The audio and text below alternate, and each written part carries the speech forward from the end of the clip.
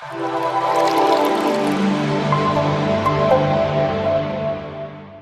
y'all, it's Seth. Tonight I'm going to be sharing my takeaway thoughts from my time here at Fort Bragg. And the four main things that I want to discuss are humility in learning, willingness to have difficult conversations, willingness to get dirty, and reconnecting. I first want to start us off with the humility in learning with a passage from Isaiah 57. Isaiah 57, second part of verse 15 says, I live in the high and holy place with those whose spirits are contrite and humble.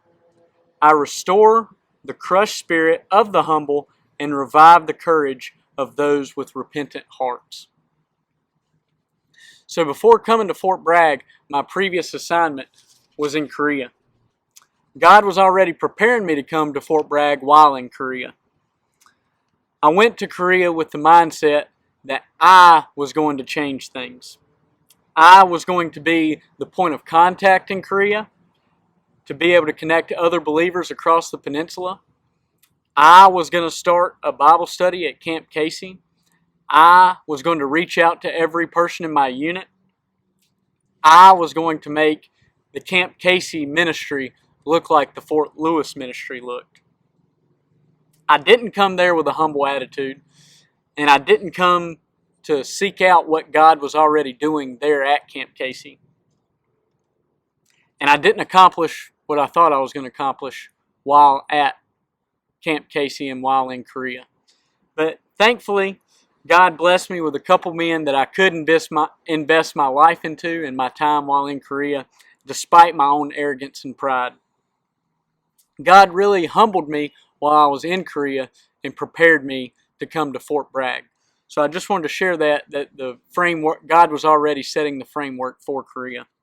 I came to Bragg with the mindset of humility and learning how the pads run, learning how Tuesday night small groups are ran, learning how STS Bible study is ran, learning how to partner with John Snyder and Matthew Clark, and trying to partner with them and learn from them where they're at, and trying to really fit in where God was already working instead of trying to reinvent the wheel.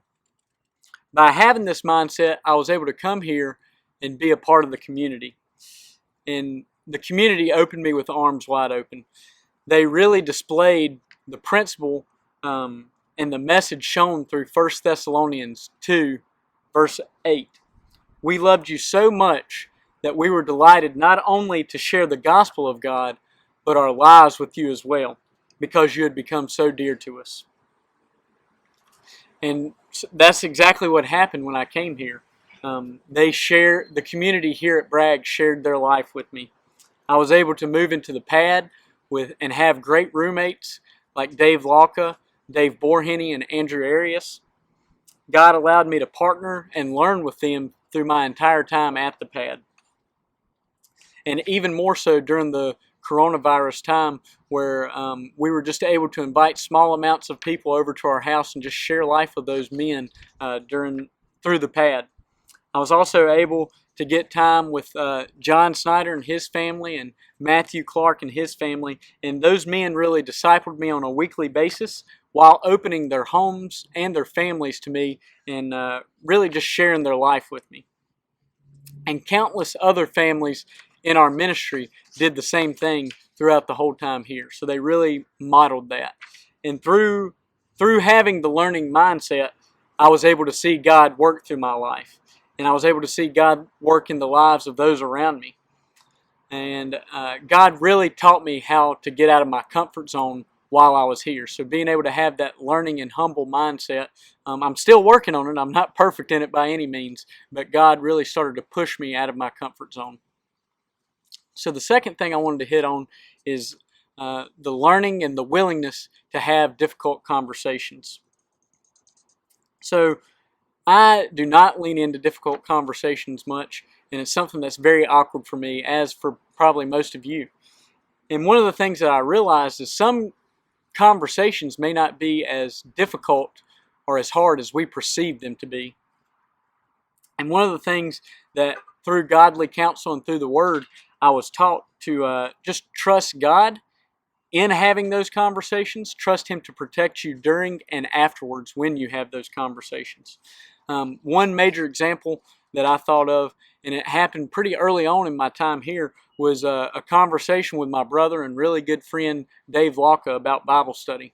Our small group was going through a transition when I got here, and me being the new person coming in, one of the fears that I had was, don't be the new person who tries to change things. One of the things that I learned while in Korea. And but through godly counsel and through time in the Word, I was able to get the courage to have what I thought was going to be a difficult conversation. And the context of it was, hey, just talking about what we're going to study on Tuesday nights. And I think this is a tool that I've used in the past. What do you think? And so I thought that it would be a difficult conversation, but it wasn't. Dave received it very lovingly, openly, and it was something that we were able to implement right away that I think both of us agreed has been great for our small group. Another example would be with my friend Josh. Josh and I were in Korea together, and thankfully we were both able to come here to Fort Bragg and be able to start partnering here together. But one of the conversations that I had with him was about, or that I wanted to have with him, was about going deep and being intentional in our time together, our time in the Word, and just how we were trying to grow as disciples of Christ and how we were trying to invest in other men's lives. Because of my fear of having a difficult conversation with him, it didn't happen until about a month ago. So 5-6 months into my time here at Fort Bragg. And I let that fear really hinder a lot of valuable time that we could have had together in getting down to business for Jesus. But in having that conversation with Josh, what I perceived was going to be a difficult conversation, could possibly put some stress on our friendship or relationship, it turned out to be the opposite. He was actually looking for something like that. Josh was looking to go deeper in the Word, and he was looking for someone to invest into him. And I was also able to find out that he felt that way by having that conversation. So I would have never known that if that difficult conversation was had. And by thinking about John 17, where Jesus is talking with the Father, and especially in verse 15, it says, Jesus says, I am not asking you to take them out of the world, but protect them from the evil one. And I really think that the evil one, Satan, is the one who encourages us to listen to ourselves and who really helps develop that mind of fear where we don't have these conversations. Not having these conversations can prevent growth and even cause animosity with the people that you're trying to reach out to and share life. So that was just another thing that I learned. The third thing that I felt like God taught me while being here was the willingness to get dirty. Proverbs 14:4 says, where there are no oxen, the manger is empty, but from the strength of an ox comes an abundant harvest. So if you're not invested in people's lives, there's really no mess, no dirt in your life. But you're also not accomplishing much, or if anything. But if you are invested in people's lives, you've got to accept the fact that things are going to get messy. Things are going to get dirty, and you've got to be okay with that. You've got to be willing to work with them through the issues and struggles they're having in their lives, and in turn, you get someone to help you with the issues and struggles that you're having in your life, and you're able to have an abundant harvest. You're able to go out and reach out to people.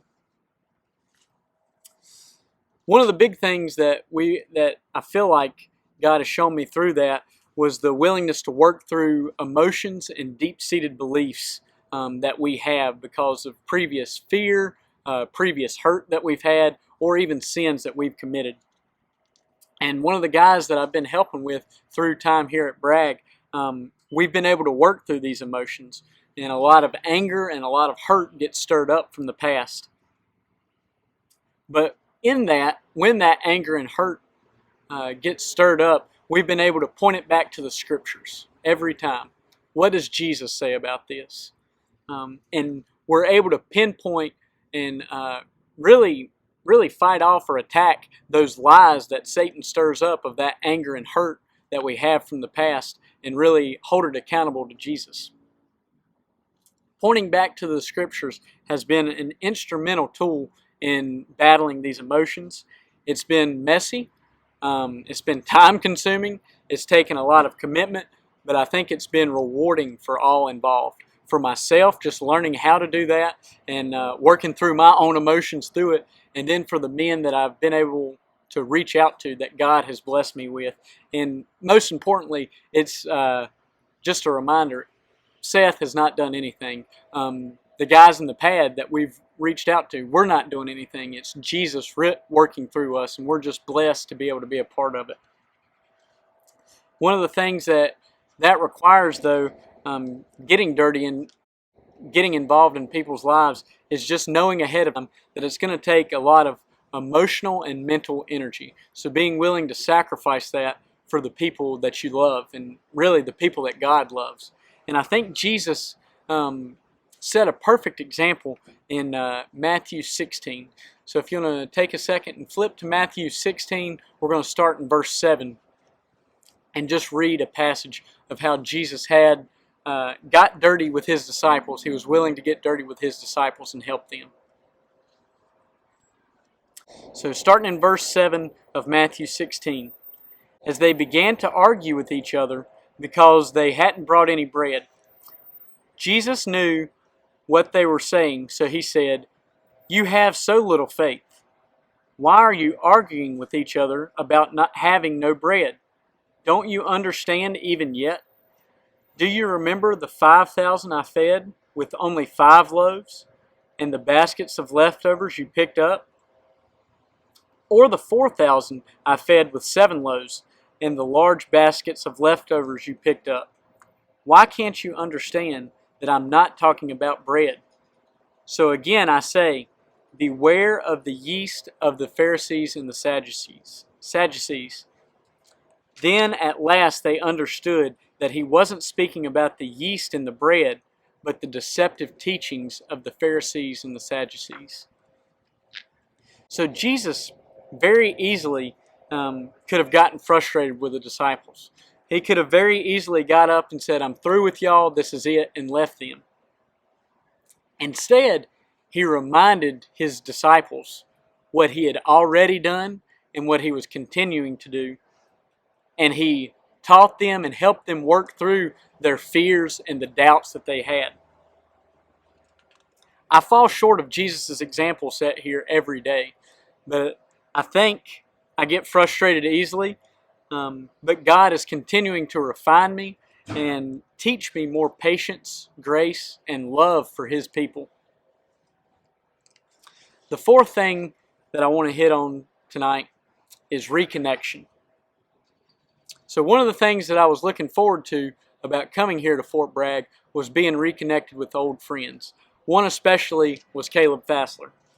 Caleb is one of my best friends and oldest friends in the Army. We met at Fort Lewis in 2014, and we both began to follow Jesus there. We learned how to feed ourselves through the Word and trying to share with other guys what we were learning from our time in the Word. You could say that we were raised up in Christ together during that time. Caleb's been at Fort Bragg since 2017, and he's been investing his lives into other soldiers here at Bragg and teaching them how to feed themselves. Reconnecting with Caleb and seeing how God has been using his life and the lives of those around him has been a great thing to see. It's also been great to reconnect with families like the Allens, Matt and Lauren Allen, Matt and Hannah Hill, and the Easterlings. I had the fortune of being stationed at Fort Lewis with all of those couples, and we were able to serve Jesus together during our time at Fort Lewis. And Jesus has brought them back here to Fort Bragg to continue discipling and reaching out to other people. A principle that I thought about through this process, though, all the people being reconnected together, was to stay connected. Wherever you go. If you're PCSing, if you're ETSing, if you're retiring, or if you're just moving somewhere, in general, in general, stay connected with a community of believers. A community that is committed to fulfilling the Great Commission by loving those around them and making disciples. And that's what I've seen in those families' lives. I feel like this principle is demonstrated perfectly in Acts 18. So if you would, please turn in your Bibles to Acts 18, and we're going to look at verses 24 through 28. So starting in verse 24.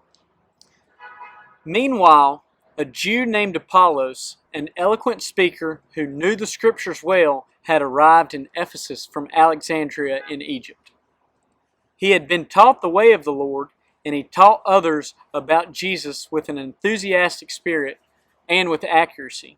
However, he knew only about the baptism of John. When Priscilla and Aquila heard him preaching boldly in the synagogue, they took him aside and explained the way of God even more accurately. Apollos had been thinking about going to Achaia, and the brothers and sisters in Ephesus encouraged him to go. They wrote letters to the believers in Achaia and asking them to welcome him. When he arrived there, he proved to be of great benefit to those who, by God's grace, had believed. He refuted the Jews with powerful arguments in public debate. Using the Scriptures, he explained to them that Jesus Christ was the Messiah. So in this passage about Apollos and Priscilla and Aquila and just his move, we see some awesome things. When Apollos met Priscilla and Aquila, they mentored him and taught him while he was there in Ephesus. They helped explain the way of God more accurately to him. And then when it was his time to go, they encouraged him to go. And not only did they encourage him, they wrote a welcome letter on his behalf to the believers that was in Achaia. They helped him connect with the next community of believers where he was going. And I think I've seen that through my time coming here to Fort Bragg and just being connected with some of the believers that were here and knowing them before I got here. It definitely helped smooth the transition process, and it also let me know that there were people here concerned about my spiritual well-being. So those are just some of the 4 of the things that I feel like God taught me while I was here. There are many more, but those are just 4 that I wanted to share with y'all. And I thank God for the time that I was able to spend here with the believers here at Fort Bragg. I thank God for the friendships that He's blessed me with and just the lessons learned. The next step for me is moving back to Fort Lewis. I will be moving in with Mike and Liz Chong again, the couple who initially discipled me, and I will be sharing life with them and partnering with them. While they're at Fort Lewis, I will be attending Pacific Lutheran University and doing the ROTC program to commission in the Army Reserves. I look forward to going back to Lewis and being reconnected with those believers, but I will also miss the friends and just the community that has been developed here over my last 7 months at Fort Bragg. I look forward to continuing laboring with the friends that I've made here, and I encourage you, if you're not plugged into the community or would like to get more deeply plugged in with the community, to do that, because you're not going to find a community of believers who care more about you or advancing Jesus' kingdom than here at Fort Bragg. Thank you so much for welcoming me into your community, and thank you for sending me off.